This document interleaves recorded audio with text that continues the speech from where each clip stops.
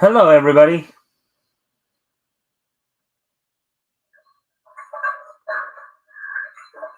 Hello, everybody.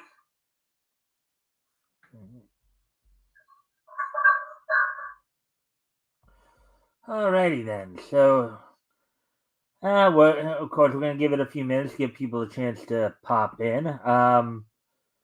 But today's Thursday, so I hope everybody's having a good week thus far.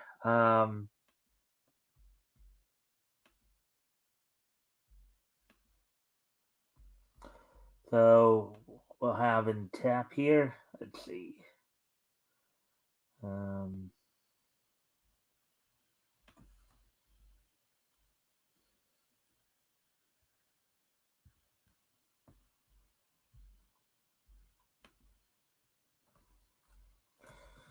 Just do this real quick.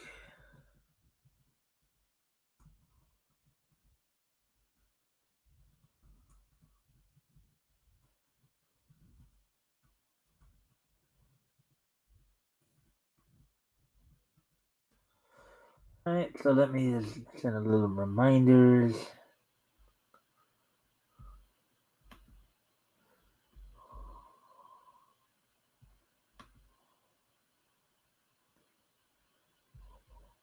Huh. Okay, never mind then. All right. So, anyways,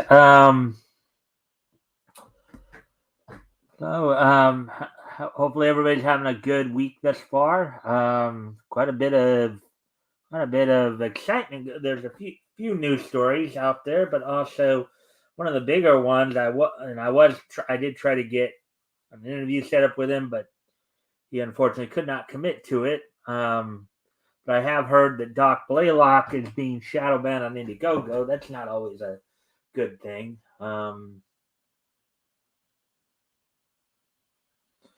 Since I didn't have a chance to catch the live stream about it, I have very little information on that. But sure, over the next few days, you will probably hear more about it. Also, let's see. Okay, so now we're coming up on just under 3 minutes here, and at that point, I'll talk about what's on tap for tonight. So here we go. So for tonight, I've got 5 articles I'm going to go over. All from actually no, is it 5? No, I think 4 actually. 4 from Bounding into Comics. Let me just double check that. See, 1.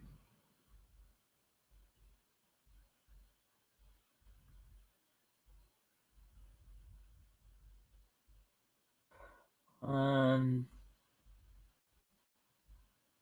2, 3, 4. Yeah, okay, 4. Actually, 4 articles from Bounding into Comics. Unless one pops up as we're going here, we might even add one. But anyways, among the things we're going to talk about tonight, including Western Localizer brags about deliberately botching High Dive's English subtitles for My Life as Inukai-san's dog. This young lady has become quite a bit known for instead of translating things as they should be, deciding to impose her own views within her translations. We'll talk a little bit about that. Tim Allen is set to return to the role of as the voice of Buzz Lightyear. I'll get into that, find out a little bit more about that. Chuck Dixon has some commentary on James Gunn. And of course, there seems to be more things rolling out of the whole Rick and Morty situation with Justin Roiland. I guess some of his coworkers are accusing him of unprofessional conduct during their time with him. So with that, also don't forget we'll be doing the wrestling roundup, of course. Some things to talk about there, and And as well, as I said, the wrestling roundup, and then the This Day in Each History. Um, and also, don't forget, if you guys can, if you guys can like and share the stream as we're like and share the stream as we're as we're going here. Help see if we can get some more friendly people in here. Also, anything here that we talk about catches your attention, feel free to comment and/or ask questions. I will try to answer the questions to the best of my ability. So, with all that being said, why don't we go ahead and get going on the first article here?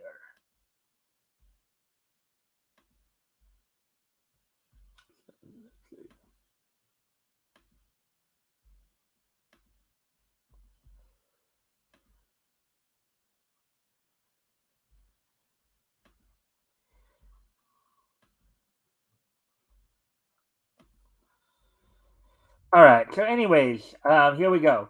Western localizer brags about deliberately botching high dives English subtitles for, in smaller quotes, My Life as Inukai San's Dog.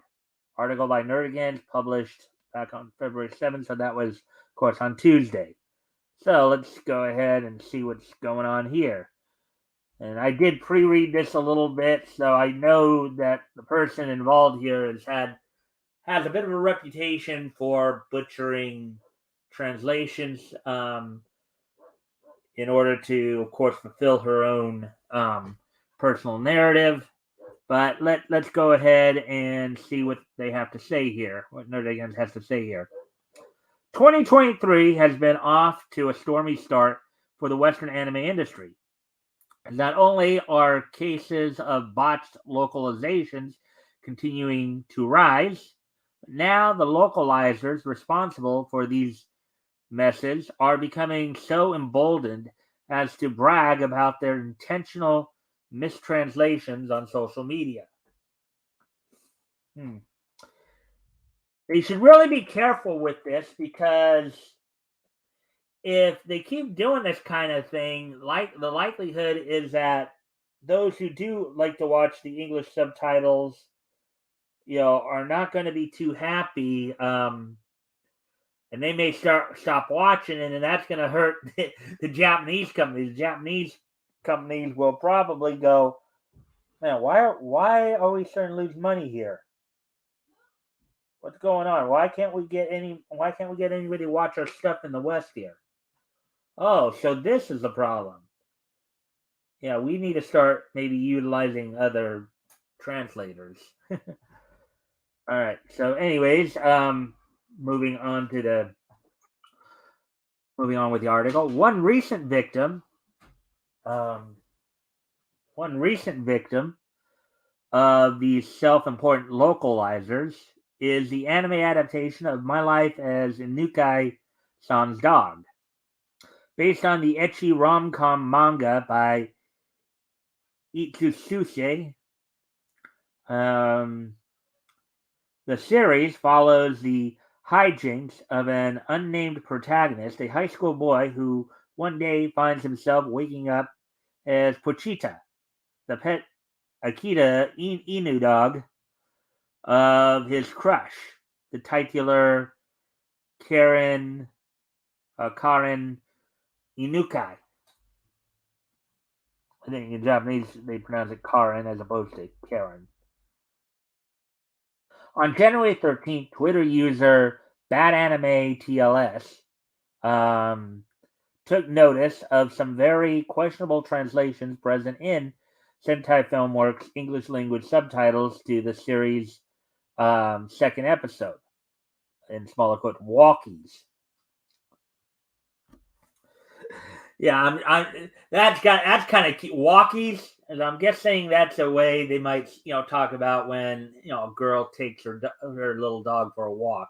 They go on a little walkie. In a scene wherein the protagonist is thwarted in his attempts to return to his actual home due to being leashed up by Karen, at Bad Anime TLS, observed that the English subtitles read, quote, "Sure, I had to pee outside, but what was I gonna do? She had me on a leash."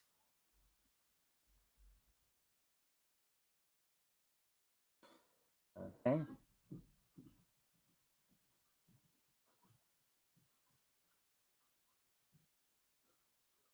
Hmm. I guess.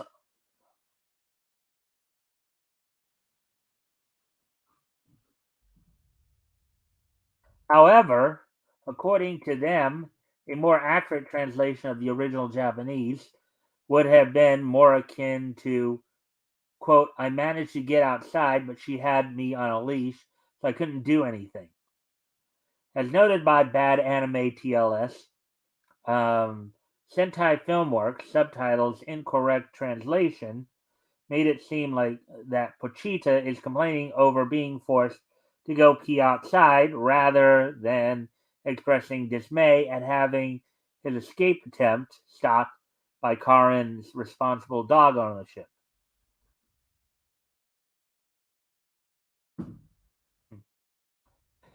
And there, look at that. Okay. In another scene where Pochita is introduced to Karin's friend Mike Neko Tani, Bad Anime TLS noted that the English subs had the protagonist appraising, quote, "How is Inukai-san friends with that Gyaru bimbo?" Whereas in the Japanese, he less judgmentally asserts, quote, "I never expected Inukai-san to be friends with a Gyaru." So one translation is, "How is Inukai-san friends with that Gyaru bimbo?" Which sounds kind of offensive. Whereas in Japanese, he less judgmentally asserts, "I never expected a new." All right. Um. So, anyways, thus far, nothing really being said there.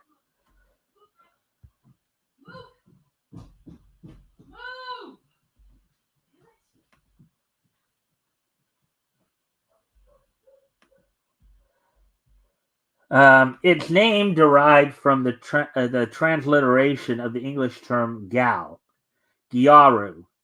Um, yeah, and it does seem like, in translations between the English and Japanese, L's a lot of times get replaced with R's because I don't know if the Japanese language actually has the L sound in its alphabet. Um, so that's just from what I've heard over the years. Gyaru refers to a Japanese subculture whose adherents, typically young women, reject the typical Japanese beauty standards. Timid, pale skinned, and dark haired, by dressing in loud, often American influenced attire. All right. Well, so if Gyaru is a transliteration of gal, right? Even in the translation, gal bimbo, or um, that almost sounds kind of redundant, if you think about it. But as explained by at Bad Anime TLS, since the original Japanese script had Pochita commenting on Mike's appearance. Yeah, and in Japanese that's pronounced Mike, not Mike. It's pronounced Mike. So just so you guys know, and partially on her irrational fear of dogs, rather than making any statements about her personality. In quote in brackets Karen calling in brackets Mike a bimbo is completely uncalled for. Hmm. Mm-hmm. Yeah.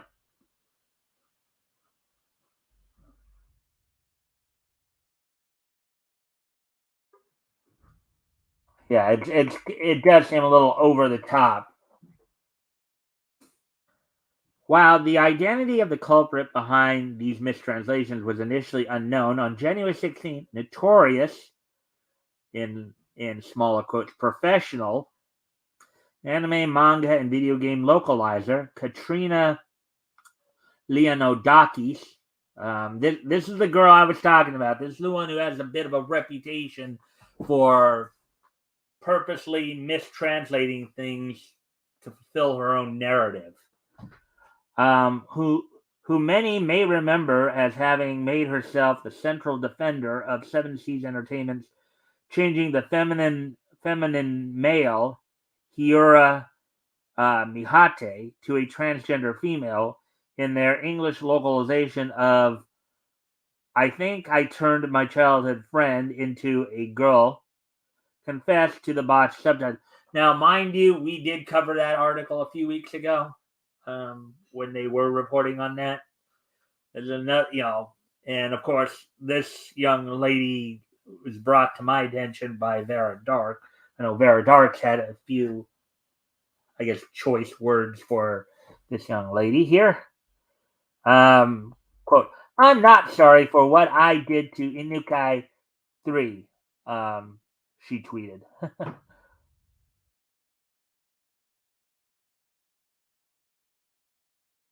On January, it kind of almost sounds like maybe what she's trying to do there. I'm just guessing this based on what we've seen thus far, but it's almost like Katrina is sitting there trying to do a little man hating in the translation there.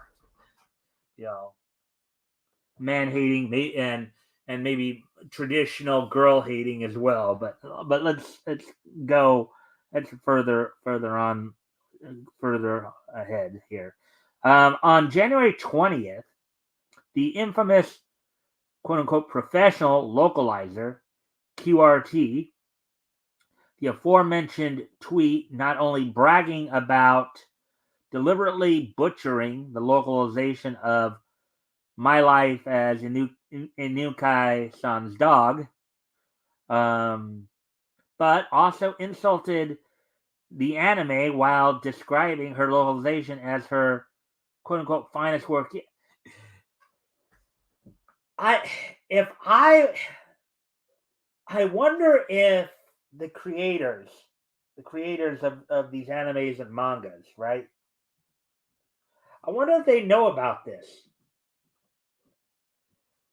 You would think that at some point they might, start getting a little sick and tired of some of these, some of these Westerners, some of us here in the West, not me. I'm not a translator or anything like that, but of sitting there and just totally just jacking their work and just totally doing something with it that it wasn't intended to do. You know, basically just translating it more to fulfill their own narrative as opposed to just being true to the original source material. Again, if Katrina's not careful here, she may find herself not getting any work because if this gets back to the Japanese creators and stuff like that, they're gonna start going. That's not the way the show is. And when the Japanese start seeing that the viewership is going down in the West, it's got one or two things going to happen. Either they're going to stop marketing to the West because they figure, well, nobody's watching our stuff, so why do we even, decide to do it? Or two, they're going to go with somebody else. They're just, well, something, we don't want to deal with this particular translator, so we won't deal with this company. We won't deal with this, licensor or distributor. We'll just do it elsewhere, which I think would be a shame for a lot of English sub fans, because I think like I'm a fan myself. I at least from what little I've heard a little bit about this particular anime thus far, just from reading this article, sounds like an anime that might be a pretty fun one to watch. But if I'm gonna, I don't think the voice acting crew. Now, granted, not to say that because obviously some of the people who do work for Sentai also work for Funimation, a la Monica Rial, Brittany Karbowski, Greg Ayres. However, they don't have quite as big an influence at Sentai at this point than they do at Funimation or Crunchyroll. Okay, so I don't think you'd have to worry about it as much with the dub. But for those who enjoy anime, who would watch the subtitled version, if you're mistranslating like this, people won't want to watch it. I know. I think one very infamous example is I can't even something about a maid. Oh, Dragon Maid, where I think it was not just in that case. It wasn't the translation that was being criticised. It was the script of the dub that was being in which how they were putting in a lot of stuff, and a lot of people won't watch it because of that. So that's that's one portion of the market that you're basically giving the finger to just so you can push your own agenda. And people are just not going to take too kindly to that.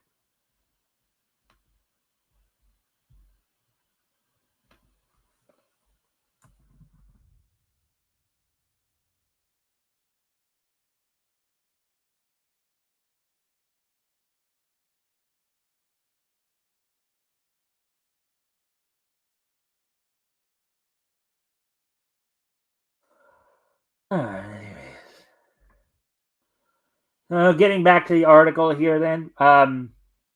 Following up on her brief statement a few days later, Leonodakis bragged, quote, I am, in parentheses, unfortunately doing some of my finest localization work on the anime about the high school girl who is legitimately sexually attracted to a corgi. Oh boy. I don't really think.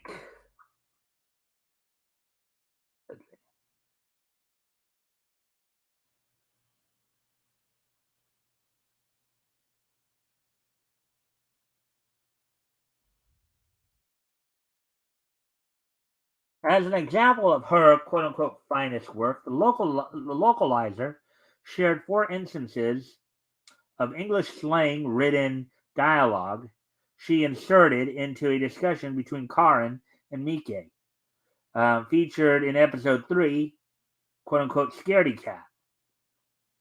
These include Mike apologizing, quote, I'm sorry, I yeeted you, okay, to Pochita. Pochita opining that, quote, Mike, in brackets, Mike Neko Tani looks like she needs eye bleach. Let's see. This not only sounds like agenda pushing, but it almost sounds mean spirited too. This is supposed to be a rom com. It's supposed to be a rom com, and she's doing all this very nasty, mean translations here.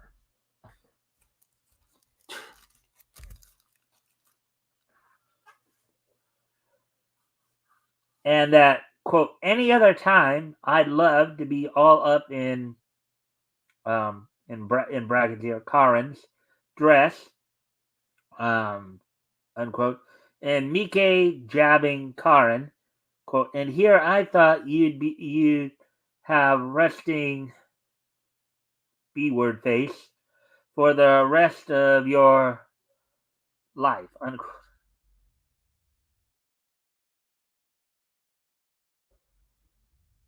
In light of Leonodaki's boasting of her questionable localization practices, fellow translator um, Einwaffles responded by inquiring, quote, I'm honestly curious. So you are transforming the translation because you don't like the material given to you on an officially published project. Why not take another project instead? Good point there. uh, Ivy just made a very good point there. I mean, if you don't like that particular project, then don't do that project. Don't just wreck it for everybody else just because you're having a moment. In response, Leonodakis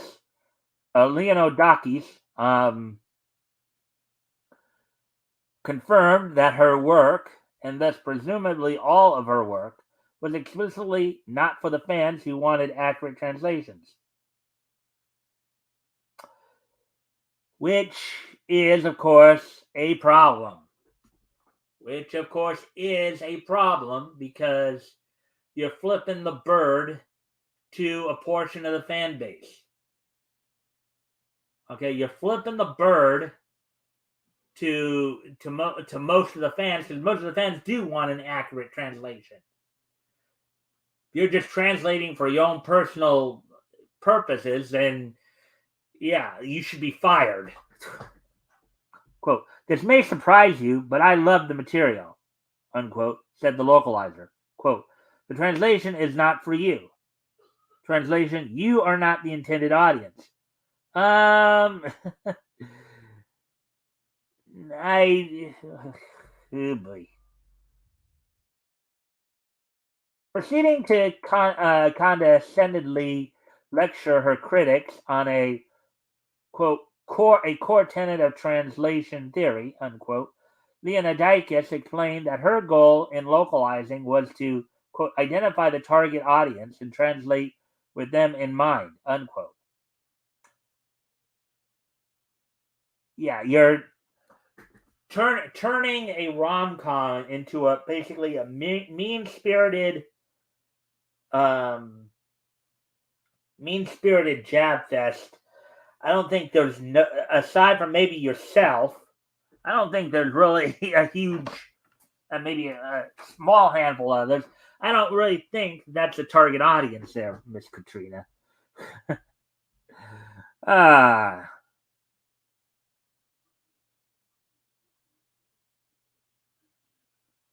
In this case, according to her, quote, people who will be watching this short about a high school girl sexually attracted to her dog, who is weirded out by it, uncensored on High Dive.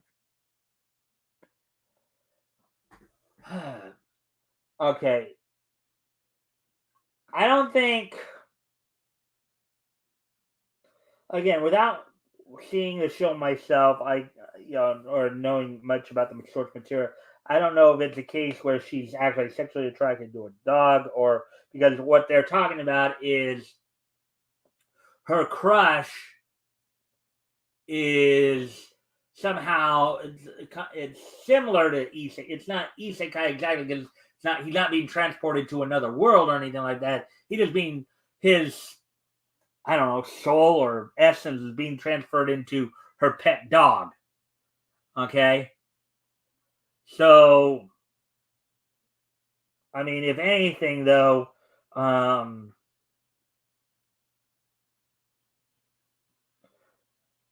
know,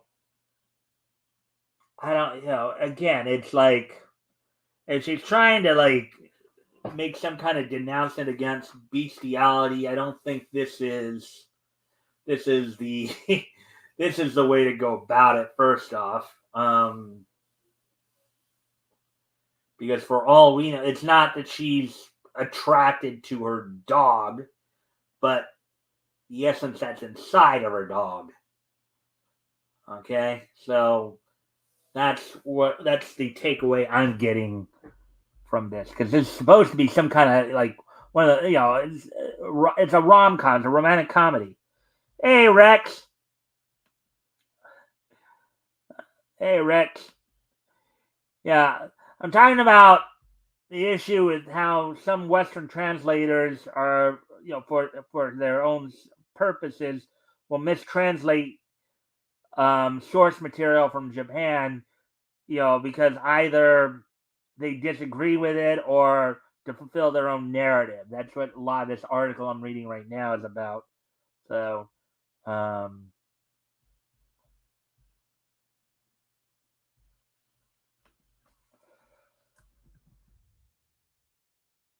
I hope you'll stick around because I have quite a few things to talk. Right? Um,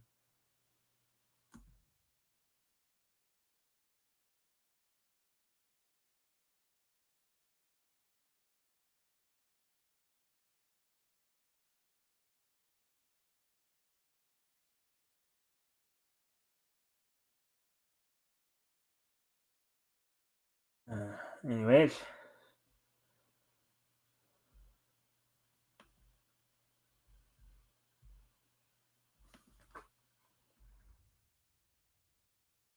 quote, if you're not part of that audience, then this translation isn't for you, unquote.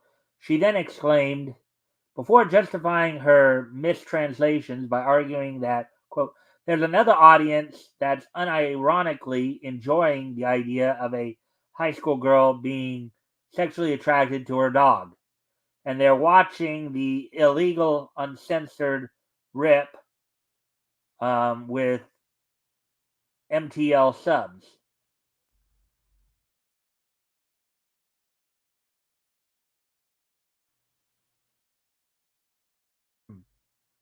Quote, all translation, whether it's a TV show, medical text, patent, or court document, is quote unquote bent to its target audience. Generally speaking, that's the way it should be.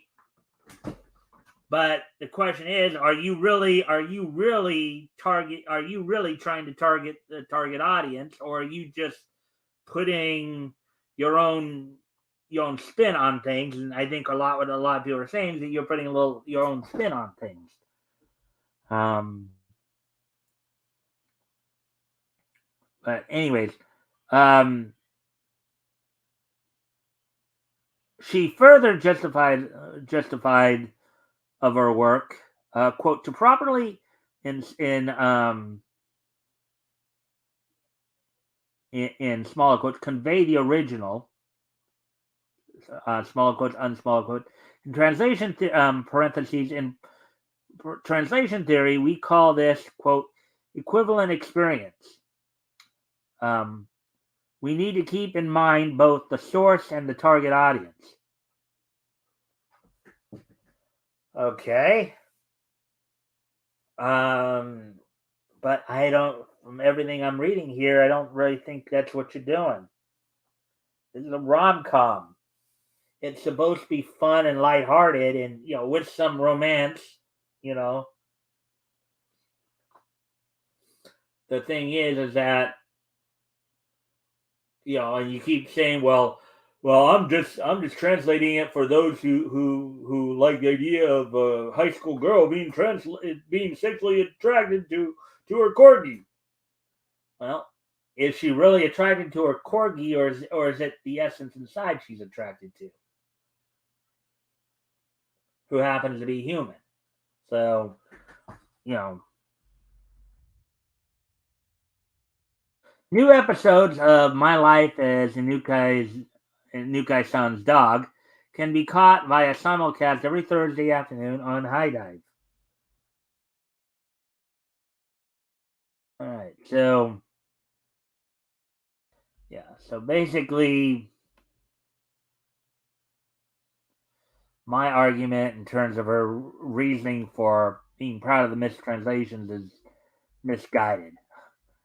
The fact is, I think most people want to see the things as translated as they are, not with the translator's own. And thank you, Rex, for the like and the share. If you're still here. Um,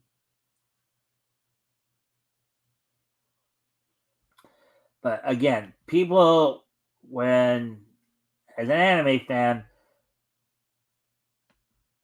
I want it to be accurately translated. I want to be able to immerse myself in the story. And if you're disrupting the story by trying to put your own little bent on things, that's gonna irritate a lot of fans. It's gonna irritate those watching it and reading the subtitles. And if to them the subtitle either doesn't seem to make sense or seems like out of character for what the material actually is calling for, like what one of the people quoted saying there was calling Mike a bimbo was totally uncalled for in that situation.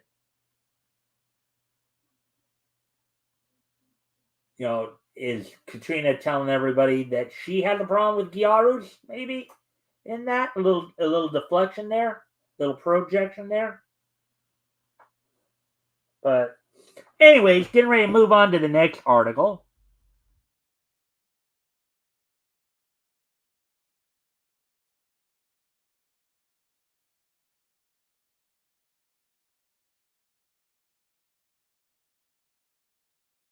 And this one kind of does have something to do with cartoon. Well, in this case, it's more of the movie, but I think I cover it. So let's get into this one.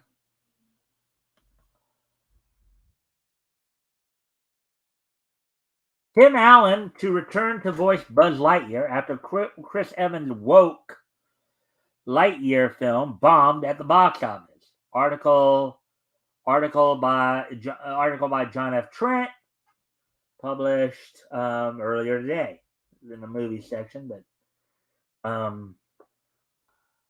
Disney CEO Bob Iger announced the Walt Disney Company would be creating new sequels for Toy Story, Frozen, and Zootopia during the company's first quarter of 2023 earnings call. And they're having a lot of issues there. Following Iger's announcement, Allen took to Twitter where he revealed he would be returning to voice Buzz Lightyear in the fifth Toy Story film. Allen wrote on Twitter, quote, "See you soon, Woody. You are a sad, strange little man, and you have my pity." And off we go to number 5, to infinity and beyond, unquote.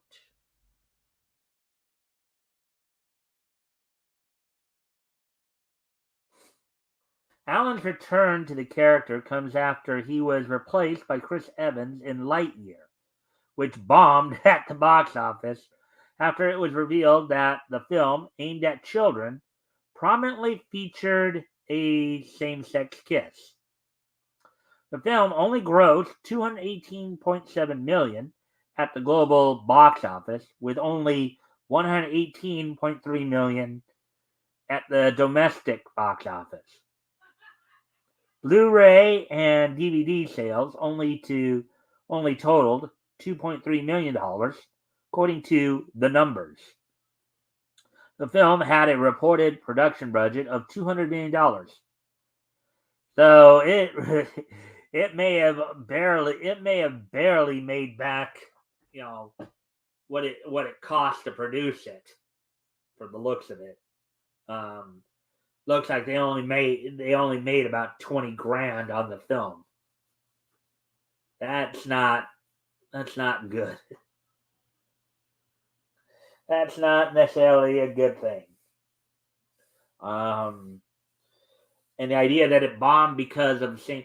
Well, first off, if this isn't so I'm not going to argue as much about the inappropriate of the same sex kiss aspect of it, but just a kiss, period. Especially if it's a case of it being a romantic kiss in a kids movie.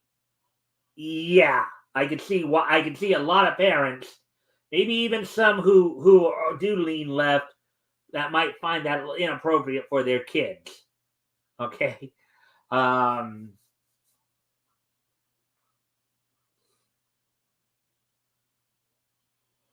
So that right there is kind of part and parcel of the problem there. Not only was the film clearly trying to groom its audience with the inclusion of the same sex kiss, but it also further exposed Chris Evans as a radical activist more so than an actor. Not only did it depict him as a radical activist, but it showed just how poor his own personal character was. Yeah, I would even argue that Chris Evans, what he did there was borderline. It was border. It wasn't. They say it was grooming. It was grooming, and maybe there's borderline p word in there, and you probably know what p word I'm talking about. Maybe people ought to start investigating Mr. Evans, see what they might find in his closet. Oh, that were.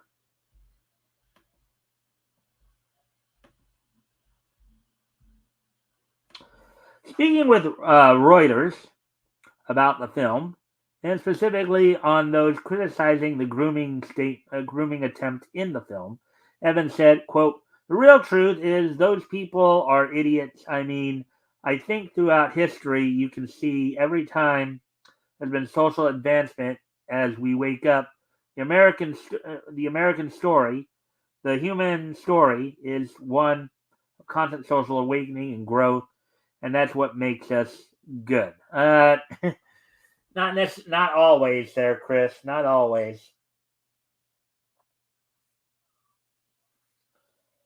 Okay. I'm sure once parents, from the sound of it, once the parents realized what you were doing, they said, "Nuh-uh, I'm not taking my kids to see this stuff. No, hell no."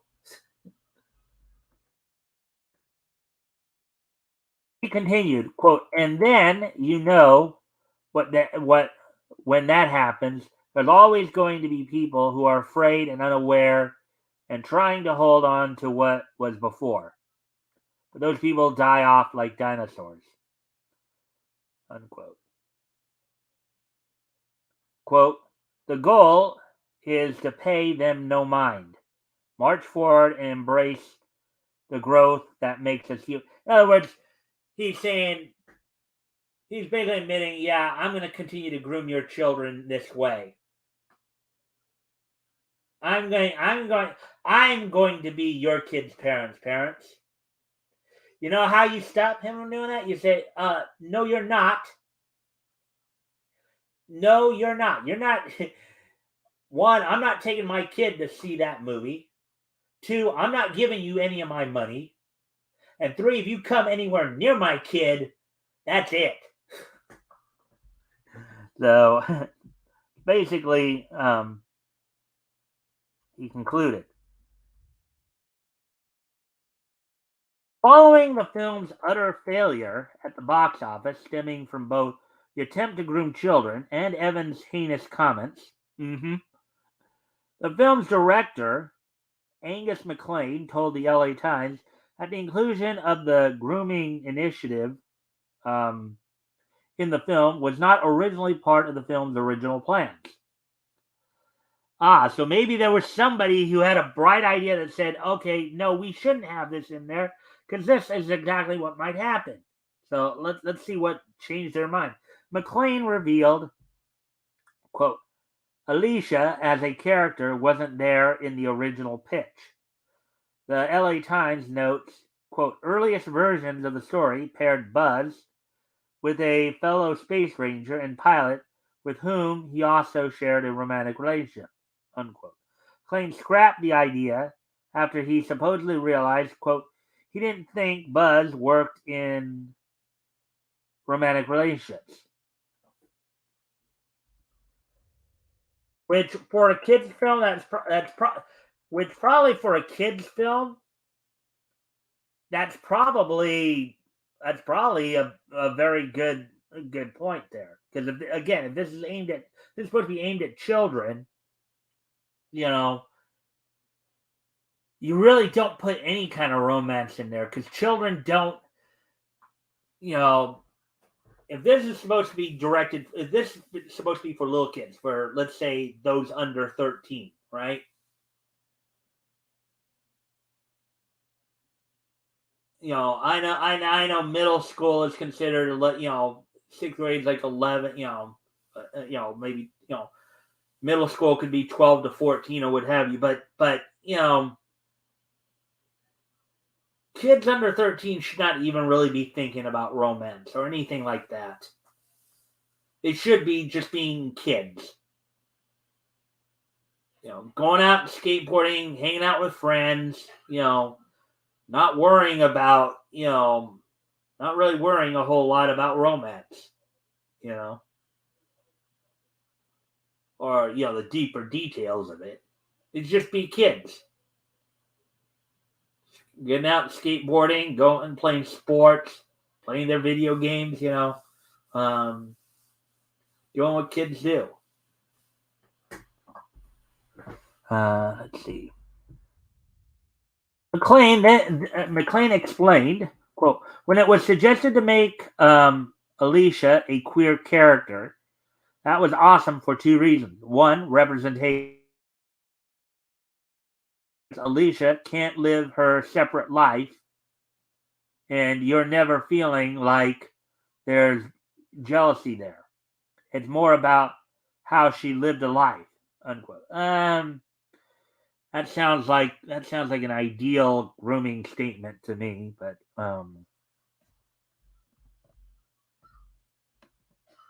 that basically sounds like a justification for grooming to me. But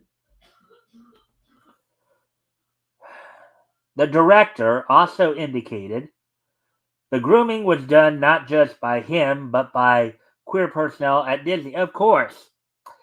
And this is why Disney is losing money, because they're allowing a lot of these people to sit there and, put stuff out like this.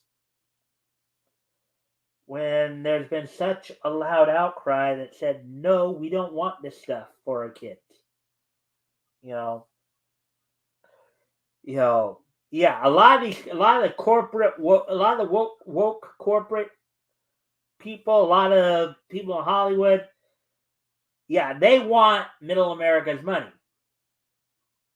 But the thing is, Middle America is not going to give them their money if they're putting stuff out like this. If you're putting stuff out that's contrary to the values that they want their kids to have, they're going to say, "No, I'm not going to spend my money. My kids are not going to be watching your movies."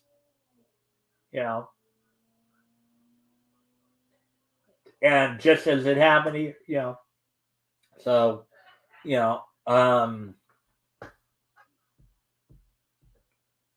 but he stated, quote, "We have a lot of queer personnel on the film. There's a lot of really fantastic representation. That means a lot. More than I can understand for them to be so excited about that and have it be so personal. It means a lot to me." So basically what he's saying right there, it sounds more like they decided to make Lightyear for the queer personnel and not for the kids.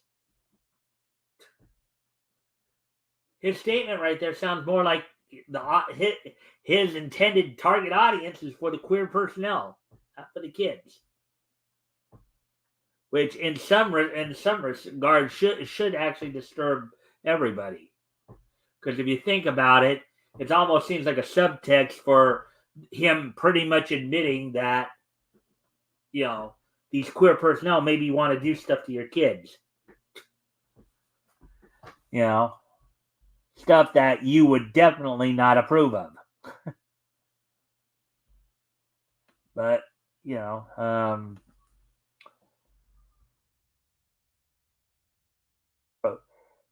if you didn't think it was an attempt at grooming, actress Uzo Aduba made it clear to the LA Times, quote, "The exciting thing is that every kid, young and old, will be able to watch a movie like, in smaller quotes, Lightyear, and see a piece of themselves in it." Again, another grooming statement. Quote, "That's really important for our LGBTQ children and all voices. That's taking stories to infinity, she declared. Yeah, so I think, again, they're just showing off that, it's their intent to groom your kids. It's their intent to groom your kids. McLean would later lash out at critics of the film after Lightyear was summarily embarrassed by Minions: The Rise of Gru, that had an opening weekend gross of 107. So basically, the Minions: The Rise of Gru made about close to half in their first week, close to half in their first weekend of what Lightyear did in its entire run. Okay, that's maybe Minions: The Rise of Gru didn't decided not to like push agendas there. They just made a kids movie for a kids movie. He retweeted Lon Harris, who claimed critics were poisoned, quote unquote, on Twitter. Quote, gonna get 100% serious for a moment. If you are reading this and you think Lightyear versus Minions represents a real political or social debate, such that you can read deeper meaning into their box office totals, log off the internet immediately. You have been poisoned.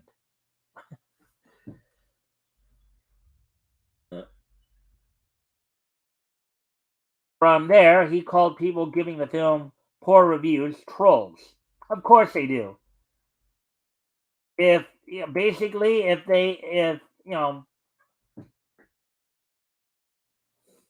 if their movie bombs, and a lot of it's because they couldn't sell their narrative, of course they're just gonna claim you're an esterphobe.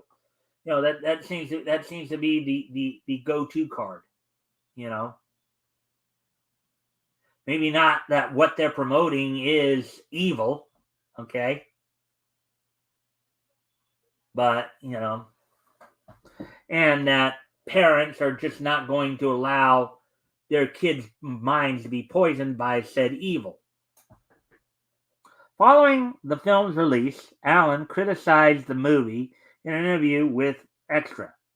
He explained why he didn't voice the character, saying, quote, the short answer is, I've stayed out of this because it has nothing to do, as I've said a long time ago. We talked about this many years ago, and it came up in one of the sessions. I said, quote, what a fun movie that would be, in small quotes, and that was what we spoke about it.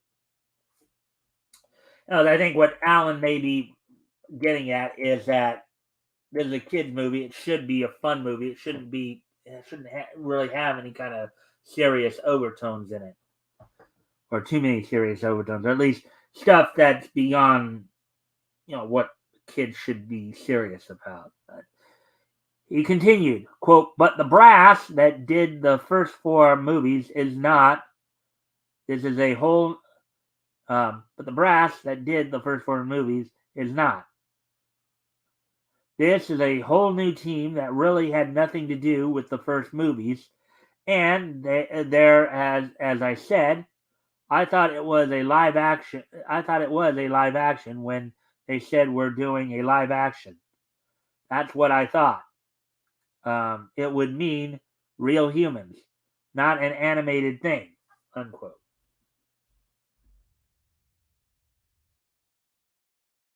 Allen further asserted, quote, there's really no Toy Story buzz without Woody.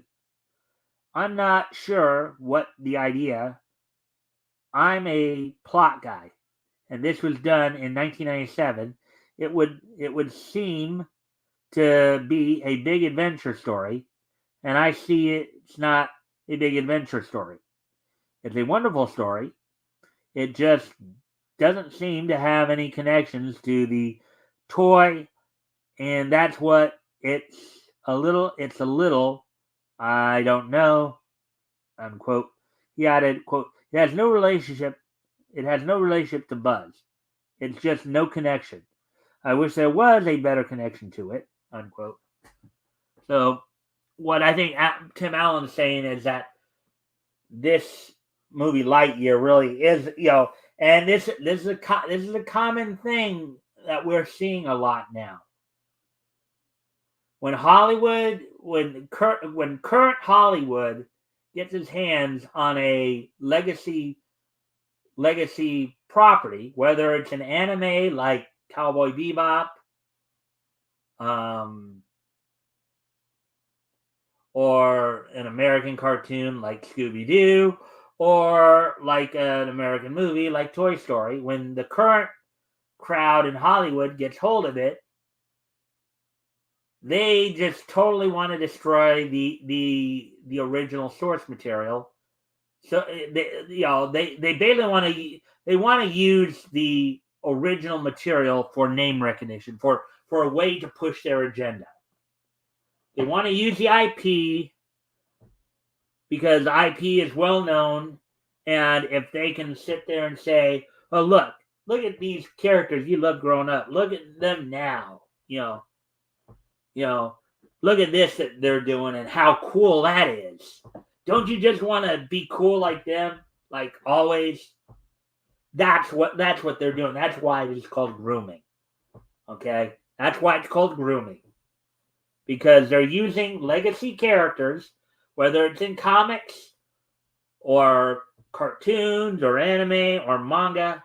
They're using legacy IPs to push their agenda. Try to groom your kids into their line of thinking. And it's just not gonna sit well with a lot of people. What do you make of the Walt Disney Company bringing back Tim Allen to voice Buzz Lightyear after the woke failure of Chris Evans and Angus MacLane's Lightyear? Well, I would argue that that might be a good start, but maybe what they ought to do is go back to the things that made Toy Story successful in the first place, and not just bringing back all the voice actors, but bringing all the creative crew as well. Don't allow these more radical activists to get their hands on these properties, because what you're going to see there, as you saw in Lightyear, it's going to bomb like Hiroshima and Nagasaki. So,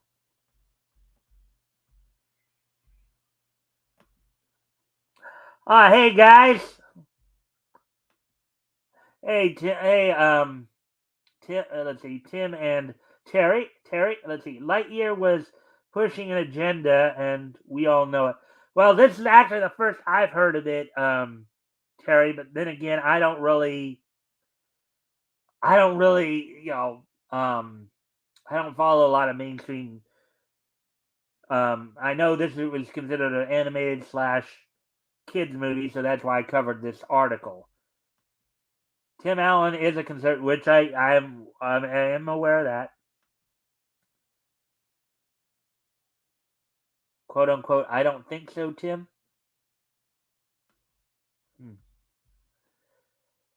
Okay, I don't know what that's supposed to mean there, but yeah, I am, Terry. I am aware of and if you guys can, like and share the stream, see if we can get some more people in here, that'd be appreciated.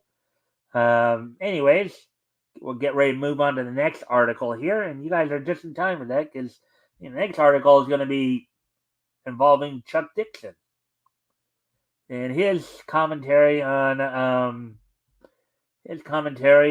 James Gunn. Home Improvement.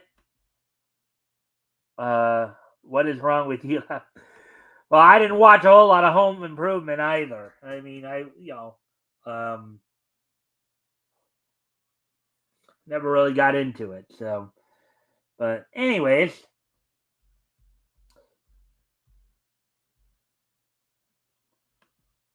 anyways,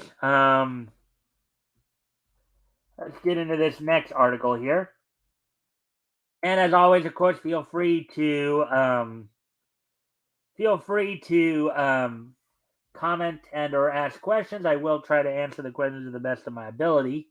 Um, and as I said, if you guys can like and share the stream, see if we can get some more friendly people in here, that'd be appreciated. So with that, let's get to the next article here. Legendary DC Comics writer Chuck Dixon reacts to James Gunn's DCU slate. Quote, I don't think he knows what the audience wants. Which we've talked a lot about tonight with our first two stories. Seems like a lot of these people don't know. A lot of these people in Hollywood and we saw the translator Katrina Leonidakis. Yeah, I don't really think they do know what But then again, I don't really think also that they're really trying to really go after the actual target audience. They're just trying to do stuff for their own personal benefit. So, anyways, article by John F. Trent, published earlier today. So, legendary DC Comics writer Chuck Dixon, who created Batman villain Bane alongside Graham Nolan and rejuvenated Firefly, shared his thoughts on James Gunn's upcoming DCU slate. Dixon shared his thoughts during episode 130 of Ask Chuck Dixon on his YouTube channel, where he was asked by Eric Morin, quote, James Gunn has announced his slate of movies and TV shows. What do you think about what's coming up? Unquote. Dixon replied, quote, well, it kind of looks like a mixed bag to me.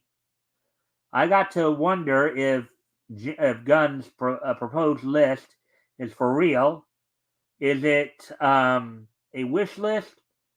Are these things actually going to be put on a schedule? Seems like an ambitious list. Seems like a lot of stuff. It seems like he's gonna be writing a lot of it. I mean, if he writes all the things he says he's going to write, he's not going to be leaving the house anytime soon. Unquote. Now, it was also recently we discussed an issue. What was it, about a week or so ago, in which I guess part of the Tom King also is part of that creative team for Gunn's DCU. So I guess we're gonna have to wait and see how that all pans out. Uh,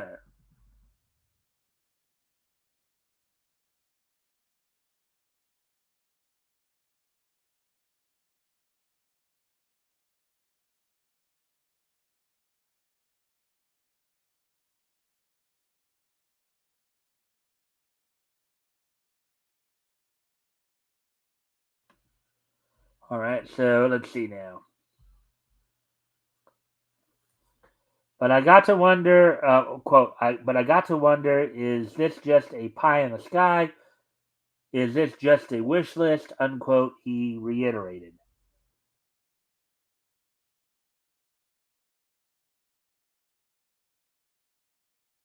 Dixon continued, quote, some of the things seem extremely underwhelming. Some of the things seem to exist only to check boxes. Quite frankly, I don't care. I know you don't want to hear that, but I don't care. I've never seen a DC based movie that I've liked ever. And I don't think I'll ever see one. Unquote. Quote, and now that they've moved far away from the source material, I really just have no interest. Unquote, he said. Yeah, which again, this kind of the consequence of what happens when you start messing with source material. people are just gonna say, we're not gonna put our money forward for that. No, give us what we grew up with. Give us what we came to love and appreciate. Don't try to feed us this other garbage that you're trying to feed us. Dixon then pivoted to wondering why James Gunn was picked to be the DC Studio CEO. Quote, the choice of Gunn to basically be the basket they put all their eggs in. I don't understand it given his track record. Quote, yes, he had enormous success with Guardians of the Galaxy, but if you look over the rest of the films he's been involved with, it's okay. I mean, they earned money. They weren't blockbusters. They weren't huge. Really, the only big thing he was involved with was Guardians of the Galaxy franchise. In other words, I think what point Chuck is making here is that these guys that James Gunn looks to more tread water and really be a huge success. That's my impression of it. So Dixon then opined, quote, while I find a lot of his stuff entertaining, over time you kind of see the notes coming. I'm kind of familiar with his repertoire. I don't see how it's going to translate to DC, and I don't understand why in an industry like entertainment where everything is about conservation of risk, you would hand over everything to one guy, unquote.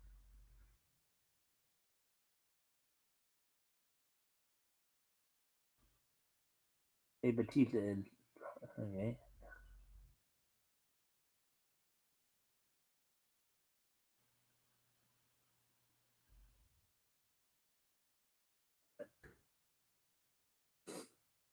Quote, now I understand there's other films that in production that he won't be involved with. But the idea is, as I see it, is that once all of those films are finished and released, everything coming out of DC in movies and television is going to be Gunn. All Gunn, all the time. I just don't see how you can take a slate like that and have any hits. There's no diversity of thought or approach. Everything is going to be seen through the lens of one guy, unquote, he stated.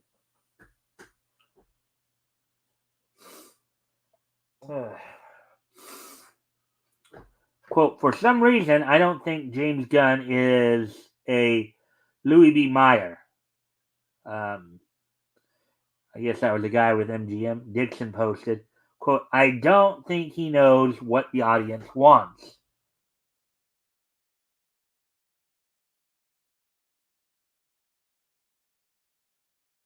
Dixon then pointed out how much of Gunn's slate appears to be based on newer comics rather than core DC stories.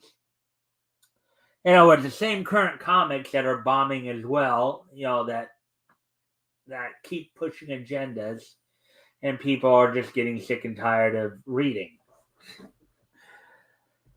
Quote, the other thing I find perplexing is that so much of this new material is going to be based on relatively new comics that appeared within the last decade or so.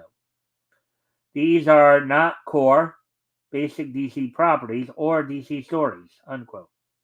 He continued, these are like recent reboots, reiterations, and reimaginings, and that's fine, except they're not comics that sold particularly well. They're not record breakers. They might have been among the best selling things at DC. This kind of, but that's kind of like saying, quote, well, this turtle came in first in the turtle race. Okay, interesting, interesting thought there. This turtle came in first in the turtle race. Yeah, okay, I can see that line of reasoning.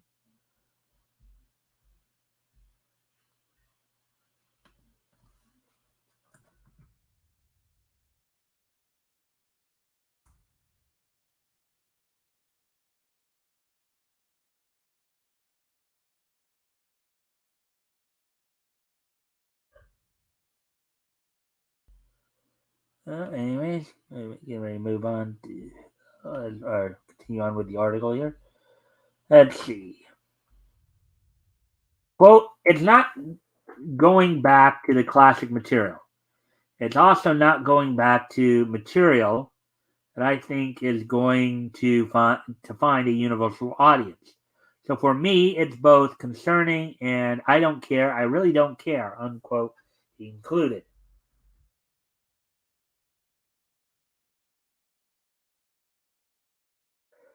Gunn did try and push back on criticism that his DCU slate would be the Gunverse, while speaking about his DCU slate with the Hollywood Reporter. Quote, it's not the Gunverse. It's not, unquote. Quote, it's got to be all these different feels from all these different stories. That's what makes it so fun. The stories are completely different, and each has the individual expression of the writers and the director that are making those projects, unquote, he explained. However, he then hedged, quote, we're not stupid. Not every filmmaker is going to be happy. Because if someone is doing something that isn't working, we're going to be honest, unquote.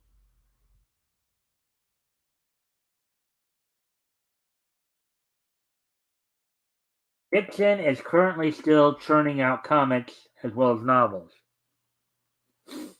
He's actively publishing new Conan stories on Archaven.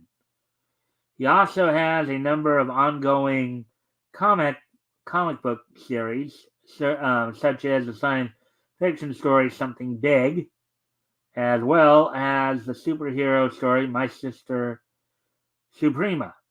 A collected version of his Avalon series is also now available to purchase. His graphic novel, Hunter Ninja Bear, is also currently for purchase from Phenom Comics via Indiegogo.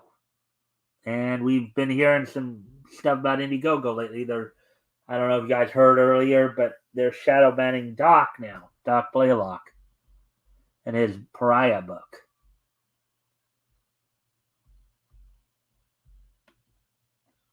Hmm.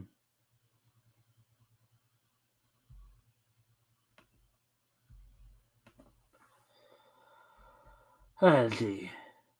Yeah. He's also working with Splato Comics, Sylvester Stallone, and a number of artists, including Butch Geese and Renzo Rodriguez, for a Rambo prequel book titled Rambo First Kill, which is available to back on Indiegogo. Dixon is also working with Graham Nolan to publish a new hardcover of their Joe Frankenstein stories. And they also have plans to create new Joe Frankenstein stories.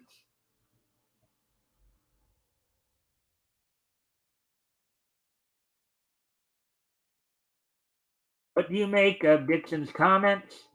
What do you think about Gunn's DCU slate? So, as I said, guys, if you feel anything here catches your attention, feel free to comment or ask questions. I will try to answer the questions to the best of my ability.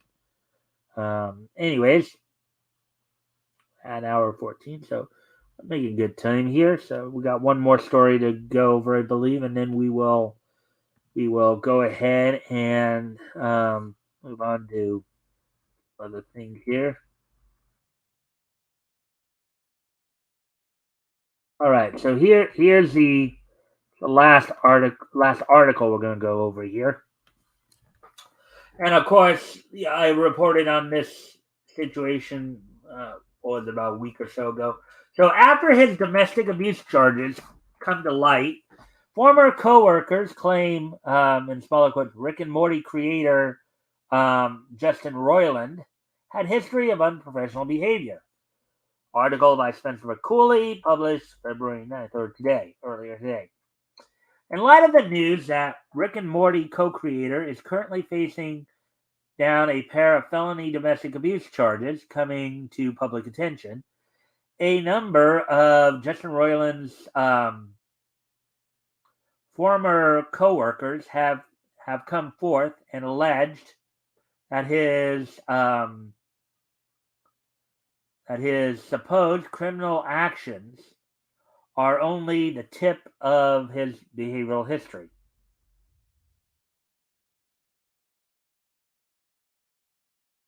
Speaking with The Hollywood Reporter after the above news became public, multiple anonymous sources from across a number of Roiland's recent projects have claimed that the prolific creative was less a responsible adult and more of an immature child. Now we have to understand this guy is considered the creative force behind Rick and Morty. He provides the voices of Rick and Morty and also a lot of the supporting cast. A lot of the kind of like here and there characters, basically.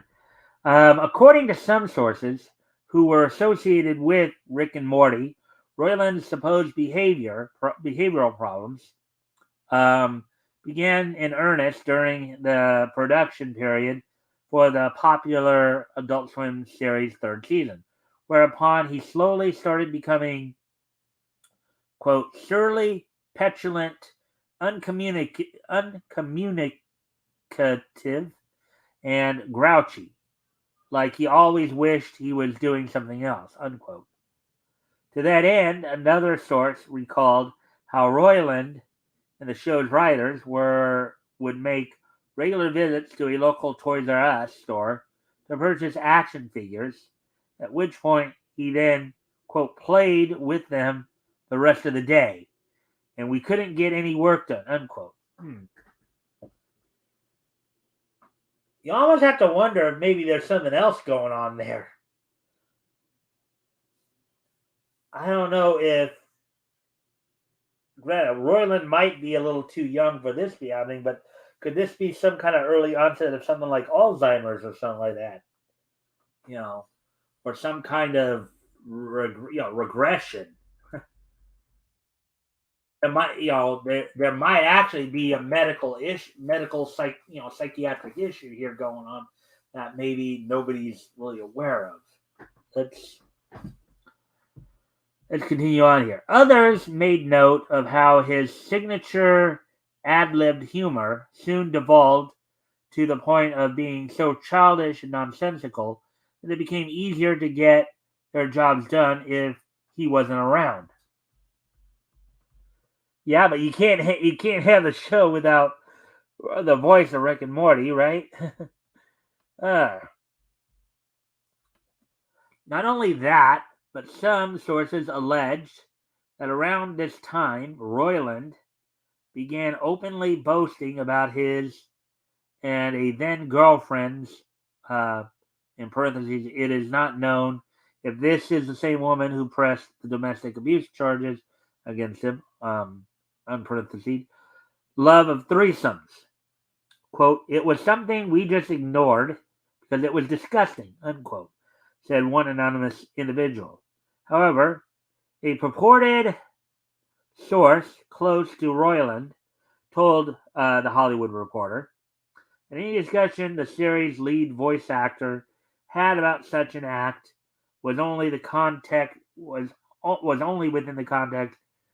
So, however, a purported source close to Roiland told The Hollywood Reporter that any discussion the series' lead voice actor had about such an act was only in the context of storylines.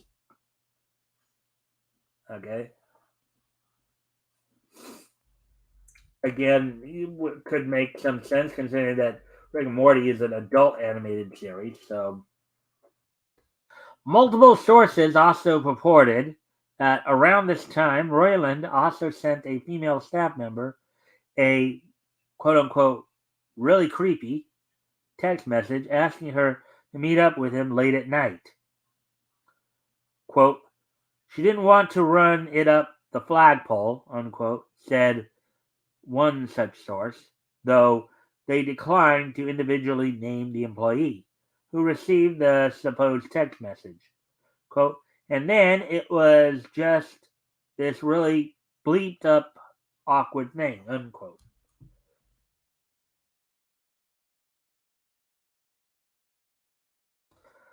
Sources also asserted that eventually Roiland just stopped showing up at Adult Swim's Burbank offices altogether. And if he did show up, he would actively dodge the writer's room. Further, when he did choose to interact with them, they said he would do so either virtually or via a remote controlled toy car with a microphone attached to it. Yeah, this sounds like this guy might need to have a therapy session or two. Uh, this almost sounds like some form of regressive syndrome or something like that. Something might actually be legitimately up with this guy. Uh, uh.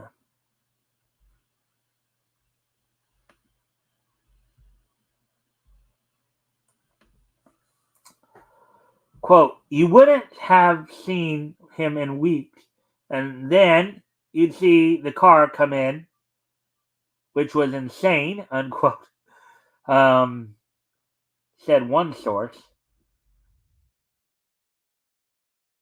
Royland's penchant for making himself scarce was apparently not just an issue to his coworkers at Adult Swim, as it reportedly extended to and caused problems for both his series, Solar Opposites, and the recently launched Koala Man, an animated series produced in part for Justin Roiland's solo Vanity Card Productions, and in which he was cast as a guest voice actor. Hmm.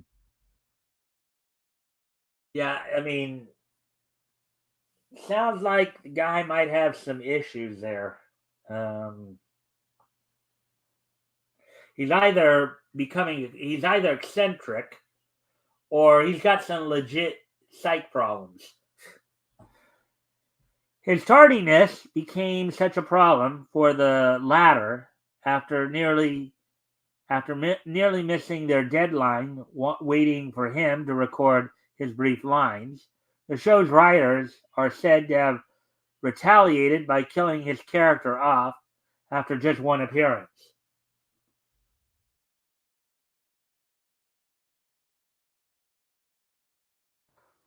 He knew the power of being the voices, unquote, said one source, adding that Roiland believed that ingratiating himself into a given production by serving as one of its lead voice actors would serve as a shield against being fired in the future.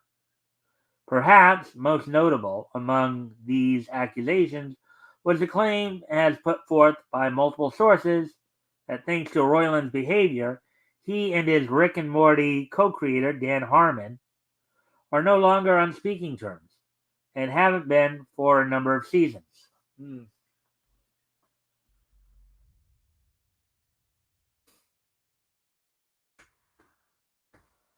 The situation between the two is said to have grown so bad that a mediator was eventually brought in, either by Adult Swim or Roiland, depending on the source, try and help the pair iron out their problems.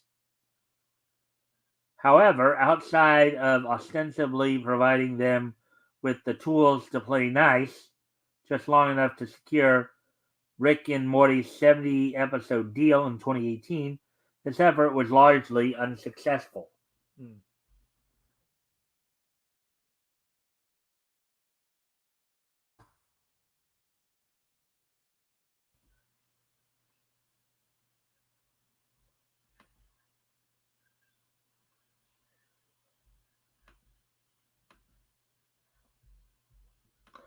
As of writing, neither Royland, Harmon, nor any of their representatives have issued comment on the Hollywood Reporter's piece. Meanwhile, Royland's next court appearance in his ongoing domestic violence case, currently scheduled for April 27th in Orange County, California. And mind you, I could see possibly if the judge comes across this information, he's going to probably he might order a psych eval for Royland. This is just totally regressive behavior right here coming to the forefront. So, anyways, an hour 25 here, so we're actually hour 26 now. So, anyways, so why don't we go ahead and get to the next part here, the wrestling wrap up here. So, in WWE news,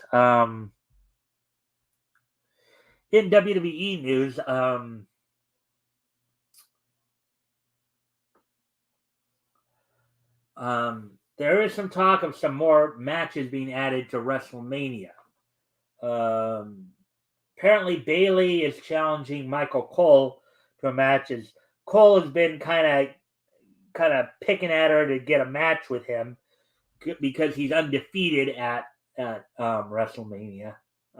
Michael Cole, of course, the lead announcer for WWE now, of course. So that's one match that they're looking at. And also another match that's being possibly pushed for WrestleMania is Logan Paul versus Seth Rollins. Now, thus far, of course, Cody versus Roman Reigns for the Universal title is set for WrestleMania, with Cody having won the Royal Rumble this year. Well, Cody's gonna face whoever wins at Elimination Chamber, which is a week from Saturday here, February 18th, in which the main event will see Roman Reigns defending the Universal, the titles against Sami Zayn. You have a couple of Elimination Chamber matches happening. One involving I think a women's number one contenders match, and the other involving I believe it's a United States heavyweight title match. So that, and of course, Alexa Bliss was recently taken off TV, having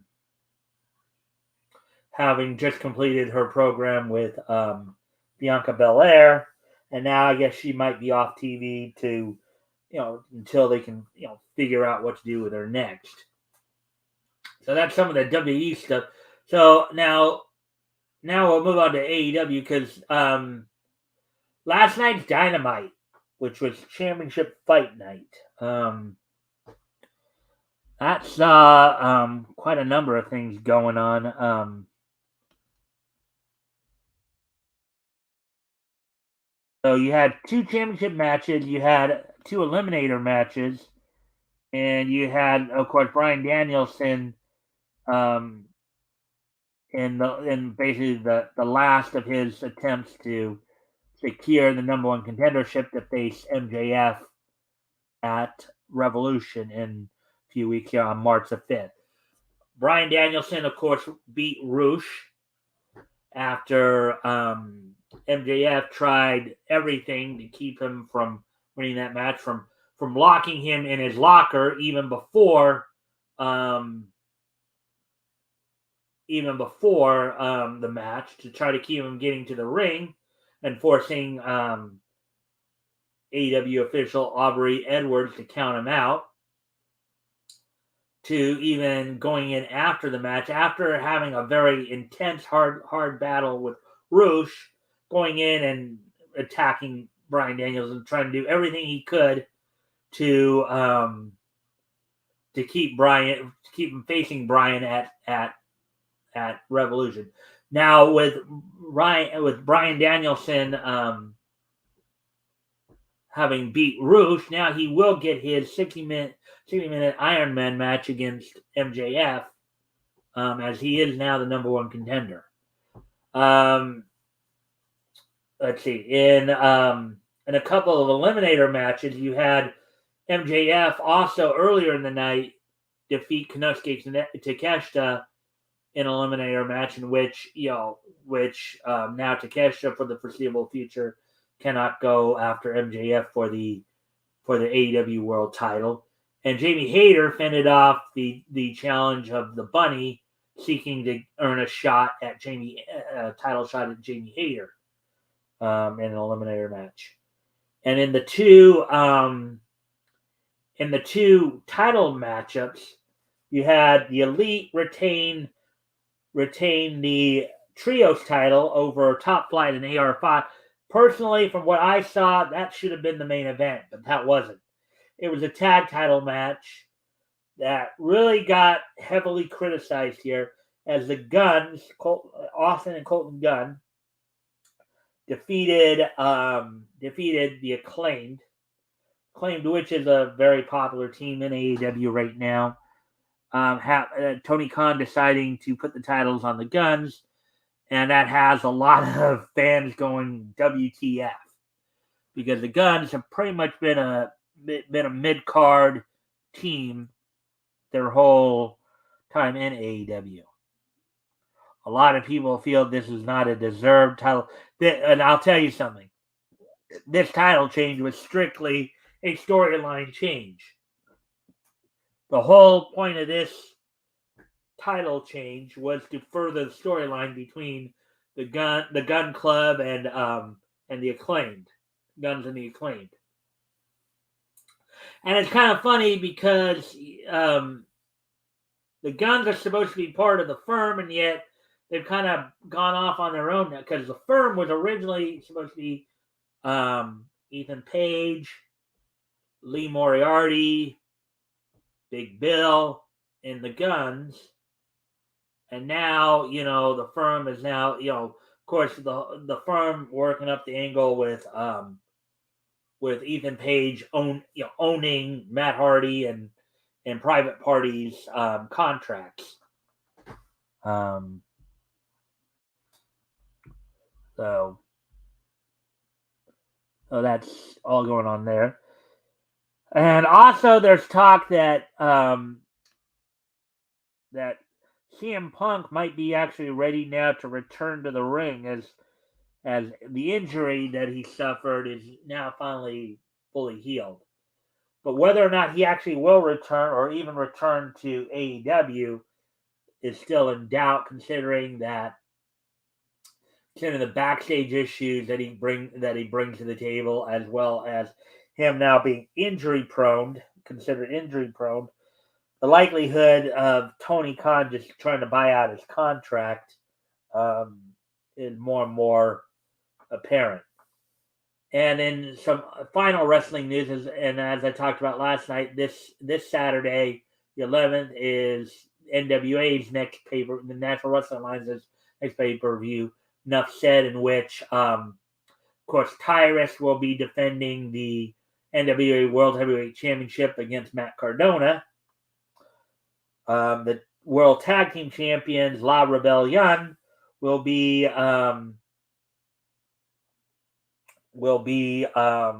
defending against Blunt Force Trauma, led to the ring by Aaron Stevens. Let's see. Camille will be taking on Angelina Love. You also will have Tom Latimer facing Fodder in a Singapore Cane match.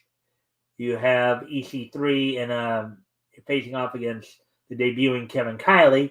You have some other title matches that also were announced, including the women's tag team match, in which Pretty Empowered will be defending against Renegade Twins.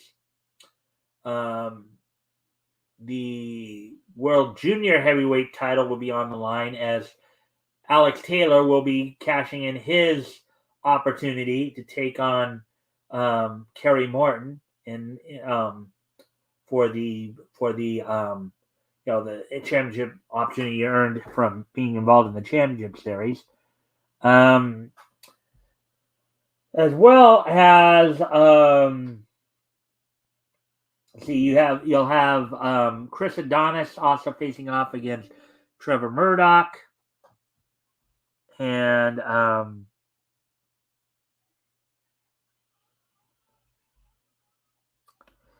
you also will have let's see, for the national heavyweight title, you have Sion defending against Homicide. So that's what we got for you in the wrestling round. Now it's time to wrap up the show with, of course, this day in each history. So, let's see, our 1993, 98, 2018, and 2013.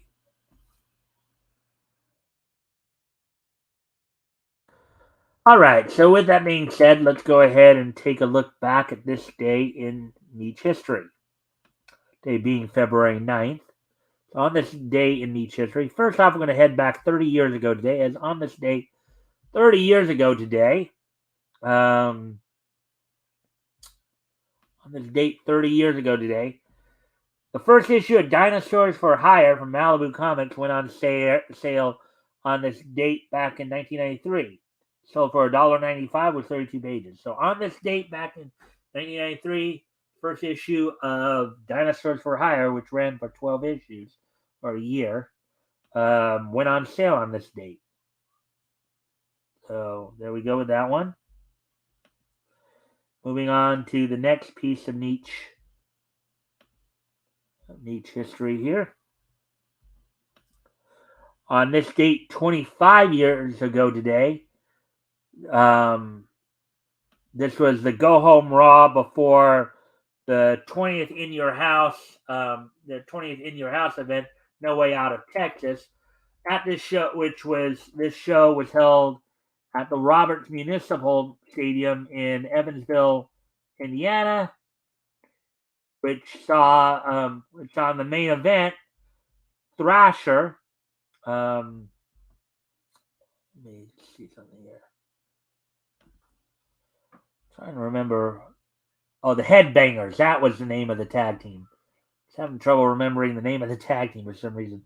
But in the main event, Thrasher, one half of the Headbangers, with Mosh in his corner, defeated the artist formerly known as Goldust, who had Luna Vachon, Mark Merrow, and Sable in his corner. Also, throughout the night, we had the Nation of Domination, the two members of the Nation of Domination, Farouk and The Rock, defeat Ken Shamrock in Chains.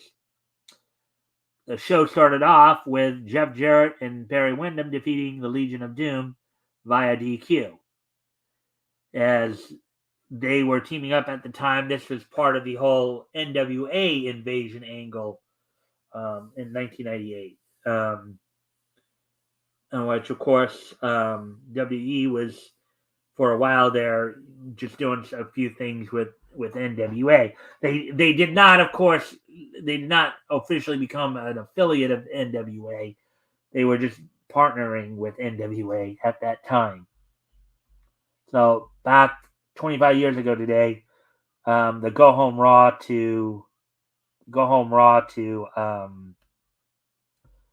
before In Your House 20, No Way Out of Texas took place. Also, on this date, 10 years ago today, back in 2013, Bone Studios' Star Driver, the movie, premiered on this date in 2013. 10 years ago today, Star Driver, the movie, the film, premiered on this date back in 2013. It was, of course, produced by Bone Studios. So there we have that. And finally, on this date 5 years ago today, a bit of a sad moment particularly for those who may have grown up watching Square One TV in the late 80s, early 90s on PBS. Reggie Cathy, who was a cast member on Square One TV, known for his work in particular as game show announcer, among other things, as well as his last role being um, two episodes of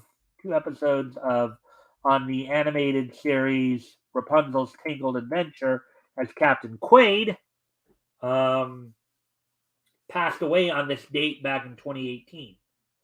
On this date back in 2018, actor and voice actor Reggie Cathy passed away at the age of 59. So there we go with that one. Well, everybody, I thank everybody for being here tonight. Thank you guys for the likes and the shares. I'm glad to see that Tim and Terry came in tonight, and Rex. For that, now tomorrow night, guys, don't forget we're going to have, of course, Tim will be joining me as my co-host as we go back to August of 1939 as we continue to look over comics that went on sale that year.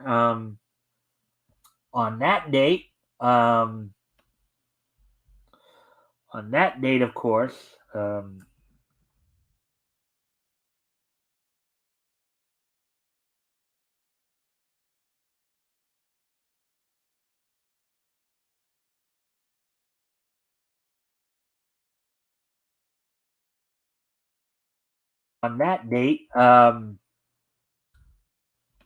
we are on that, or tomorrow we're going to be covering comics that went on sale from Fox Feature Syndicate from August of 1939. We'll be reading features such as The Flame, Green Mask, Blue Beetle, Zanzibar. So with that, I thank everybody for being here. And I hope to see everybody back here tomorrow. Bye.